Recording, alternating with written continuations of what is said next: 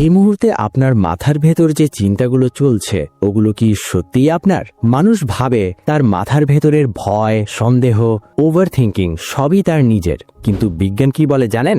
আমাদের ব্রেইনের প্রায় 90% কাজ হয় অটো পাইলট মোডে। মানে আপনি সচেতনভাবে ভাবার আগেই ব্রেইন চিন্তা বানিয়ে ফেলে। রিসার্চ বলছে মানুষ দিনে গড়ে 50 থেকে 70,000 চিন্তা প্রসেস করে, আর এর বেশিরভাগই রিপিটেড। ধরুন আপনি এখন কোথাও ঘুরতে গিয়েছেন, এ সময় আপনার হঠাৎ মনে হচ্ছে, আরে এটা তো আমি স্বপ্নে দেখেছি। আপনার মস্তিষ্ক এই মুহূর্তকে আগের স্মৃতির সাথে মেলাতে শুরু করে, যার কারণে মনে হয় আমি এটা স্বপ্নেও দেখেছি। আর এটাই হলো ডেজাভু বা অলরেডি সিন। রিসার্চ বলছে প্রায় 70% মানুষ জীবনে একবার বা তার বেশি ডেজাভু অনুভব করে। বেশিরভাগই 15 থেকে 25 বয়সে মানুষের হয়ে থাকে। আর শুধু তাই নয়, আপনি যা দেখছেন, শুনছেন, অনুভব করছেন সবই ব্রেইনের রিপিটেড সিনেমার মতো।